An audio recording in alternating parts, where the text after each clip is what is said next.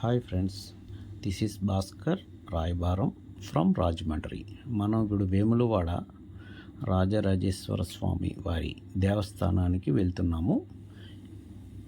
ఇప్పుడు మనకు కనిపిస్తుంది ఇదంతా పార్కింగ్ ప్లేస్. ఇక్కడ చాలా వెహికల్స్ ఉన్నాయి. మనకు తెలిసి క్రౌడ్ ఎక్కువగా ఉందని మనం అనుకుంటున్నాం. ఇక్కడ కొంతమందిని అడిగితే ఈరోజు తక్కువే అని చెప్తున్నారు. అంటే ఇంతకంటే ఎక్కువగా వస్తూ ఉంటారనమాట ఇక్కడికి. ఈ తెలంగాణలో అందరికీ నమ్మకమైన స్వామి ఈయన. చాలా ఫేమస్ అయిన టెంపుల్ రాజరాజేశ్వర స్వామి టెంపుల్. ఇప్పుడు మనం చూస్తున్నటువంటి ఈ గిత్తలు, వీటిని కోడి గిత్తలు అంటారు. ఇక్కడ మనం గిత్తదొడలు అంటాం. ఇవన్నీ కూడా స్వామివారి దేవస్థానానికి సంబంధించినటువంటిది. ఇవి భక్తులు సమర్పించినటువంటి గిత్తదొడలు. సో ఇవన్నీ దేవస్థానానికి వెళ్తున్నాయి. వీటిని దేవస్థానంలో ఉంచుతారు. సొంత ఖర్చులతో కోడిగిత్తని కొని స్వామికి కట్టుకొని సమర్పించడం అనేది జరుగుతుంది. అంత స్తోమత లేని వారికి ఇక్కడ 200 రూపీస్ పే చేస్తే వీటిలో ఒకదానిని మనకి ఇస్తారు. దానిని పట్టుకొని గుడి చుట్టూ 3 ప్రదక్షిణాలు చేయించి అక్కడ ఒక స్తంభం లాంటిది ఉంటుంది. దానికి కట్టి మనం మొక్కుకుంటే అనుకున్న కోరికలు తీరుతాయి అనేది ఇక్కడ నమ్మకం. నేను అది కూడా ముందు చూపిస్తాను మీకు. తర్వాత వాళ్ళతో మీకు తెలియజేస్తాను ఎందుకు కట్టుకుంటారు అనేది. ఇది గుడి ప్రాంగణం. చూడండి ఎట్లా ఉంచారు. ఆ కోడి గిత్తలని అందరినీ అట్లా కట్టారు. వచ్చిన వారు భక్తులు వాటికి టికెట్ తీసుకొని స్వామికి మొక్కు తీర్చుకుంటారనమాట. ఇది టెంపుల్కి వచ్చాము. ఇది ఇక్కడ నుండి మనకి లోపల వీడియో తీయడానికి ఉండదు కాబట్టి నేను ఇక్కడతోటి ఆపేస్తున్నాను. మళ్ళీ బయటకు వచ్చాక తీస్తా. దర్శనం అయిపోయింది, చాలా బాగా జరిగింది. ఇక్కడ చూడండి, ఇంతకుముందు నేను చెప్పాను కదా, ఇలా 200 రూపీస్ తీసుకొని మనకి ఒక కోడి గీతనిస్తారు. ఇట్లా ప్రదక్షిణం చేస్తున్నారు వాళ్ళు.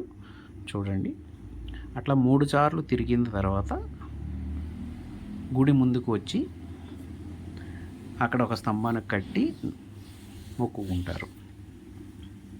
చాలా భక్తి శ్రద్ధలతో వస్తూ ఉంటారు ఇక్కడికి. చాలా నమ్మకం ఈ స్వామి అంటే.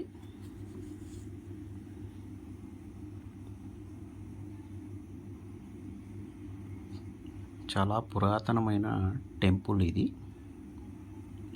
చూడండి, ఆమె ఎంత భక్తిగా శ్రద్ధగా స్వామిని తలుచుకుంటూ ప్రదక్షిణం చేస్తుందో.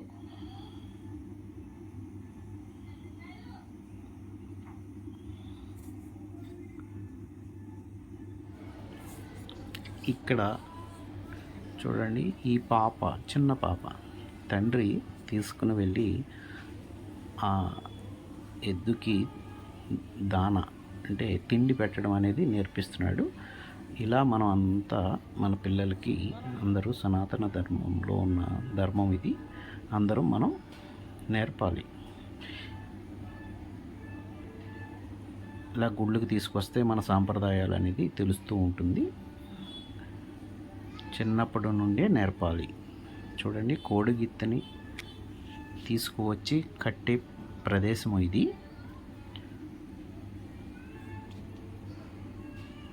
ఇవన్నీ ఇక్కడ ఉంటూ ఉంటాయి.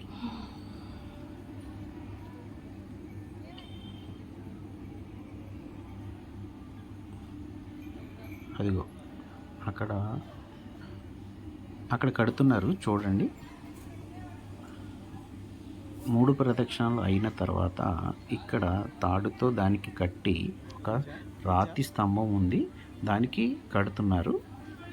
ఇక్కడ అతని మాటల ద్వారా మనం తెలుసుకోవచ్చు. అతని ఇంటర్వ్యూ తీసుకున్నాను, వినండి ఆయన ఏం చెప్తున్నాడో. కోరుకున్న వాళ్ళకు కొడుకు బిడ్డ పుట్టాలని కట్టుకుంటారు. పిల్లలు కాని వాళ్ళకు, పెళ్ళి కాని వాళ్ళకు చదువు రావాలని కోడెముకు చెల్లించుకుంటారు శివయ్య.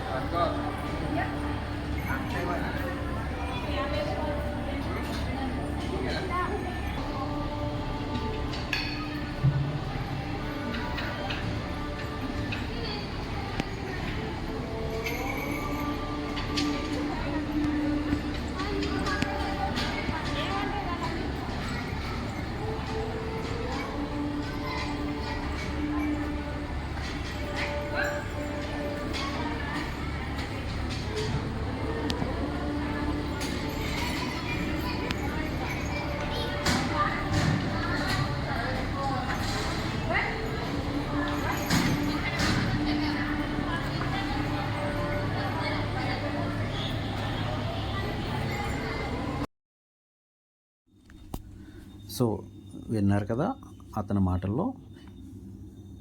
ఇక్కడ శిఖర దర్శనం చేసుకోండి. యాక్చువల్లీ ఇది భీమేశ్వర స్వామి టెంపుల్, రాజరాజేశ్వర స్వామి టెంపుల్ విప్పి కొత్తగా కడుతున్నారు.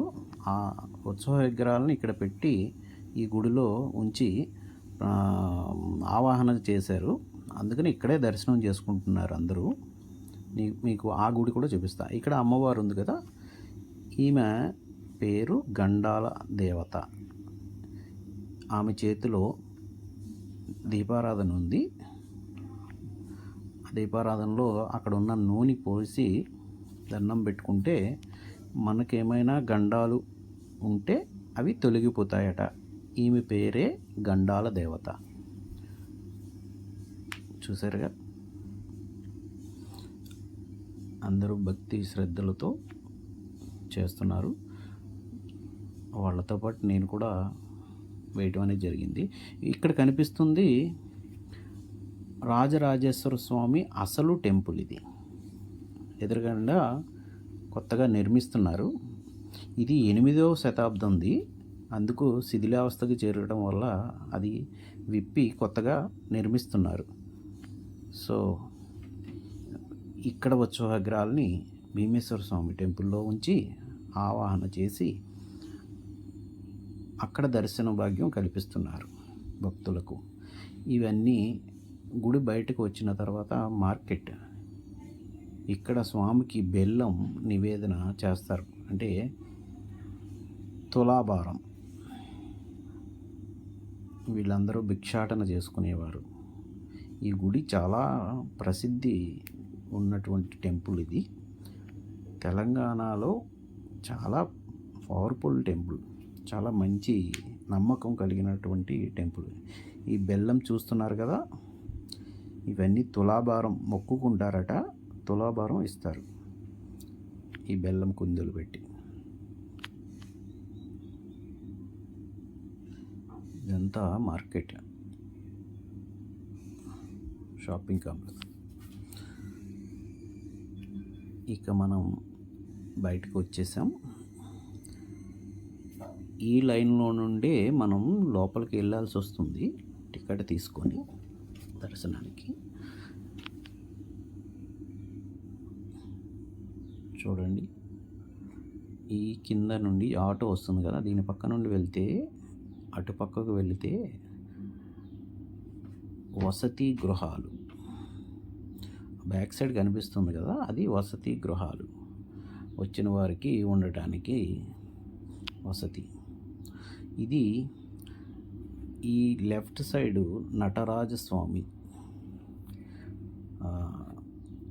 విగ్రహం ఉంటుంది. దీన్ని నటరాజ సెంటర్ అని అంటూ ఉంటారు. ఇక్కడ వాడుక భాషలో నటరాజ సెంటర్ అంటే తెలుస్తుంది. నటరాజ స్వామి కొలువై ఉన్నాడు ఇక్కడ. సో చూసారుగా. ఇక మనం బయటకు వస్తే ఈ వీధిలో అన్ని కాటేజెస్ ఉంటాయి. ఇవన్నీ దేవస్థానానికి సంబంధించినటువంటి కాటేజెస్. ఫ్యామిలీ అందరూ కలిపి వచ్చినప్పుడు ఇటువంటివి తీసుకుంటే బాగుంటుంది. బాగున్నాయి, చాలా బాగున్నాయి. Okay okay friends, Bhaskar visuals మీకు నచ్చితే, ఈ వీడియో నచ్చినట్టయితే లైక్ చేయండి, షేర్ చేయండి. ఫస్ట్ సబ్స్క్రైబ్ చేసుకోండి. కొత్తగా చూసిన వారు ఎవరైనా ఉంటే సబ్స్క్రైబ్ చేసుకోండి. Okay bye, thank you.